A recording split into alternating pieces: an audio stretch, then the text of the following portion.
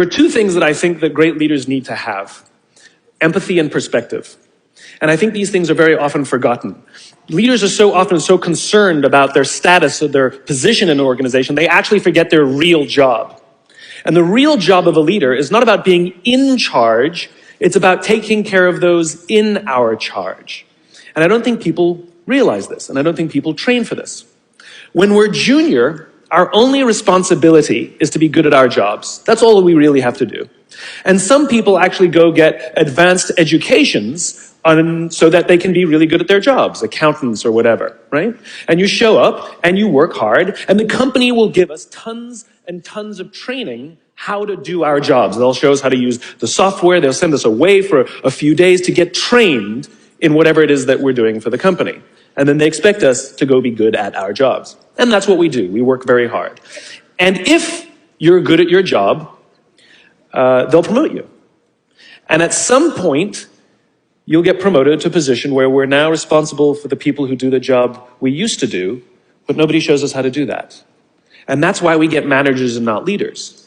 Because the reason our managers are micromanaging us is because they actually do know how to do the job better than us. That's what got them promoted.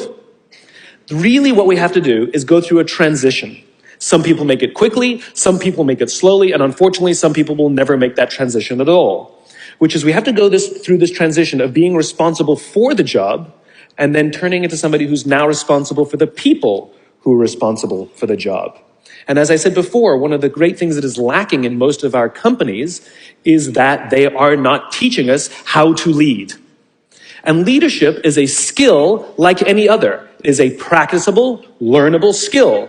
And it is something that you work on. It's like a muscle. If you practice it all the days, you will get good at it and you will become a strong leader. If you stop practicing, you will become a weak leader. Like parenting, everyone has the capacity to be a parent. Doesn't mean everybody wants to be a parent, and doesn't mean everybody should be a parent. Leadership is the same. We all have the capacity to be a leader. Doesn't mean everybody should be a leader, and it doesn't mean everybody wants to be a leader. And the reason is because it comes at great personal sacrifice.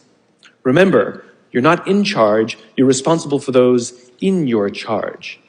That means things like when everything goes right, you have to give away all the credit. And when everything goes wrong, you have to take all the responsibility. That sucks, right? It's things like staying late to show somebody what to do.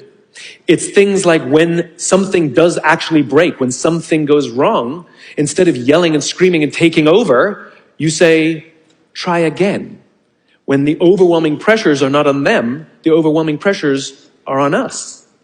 At the end of the day, great leaders are not responsible for the job. They're responsible for the people who are responsible for the job. They're not even responsible for the results. I love talking to CEOs and say, what's your priority? And they put their hands on their hips all proud and they say, my priority is my customer. I'm like, really? You haven't talked to a customer in 15 years. There's no CEO on the planet responsible for the customer. They're just not. They're responsible for the people who are responsible for the people who are responsible for the customer.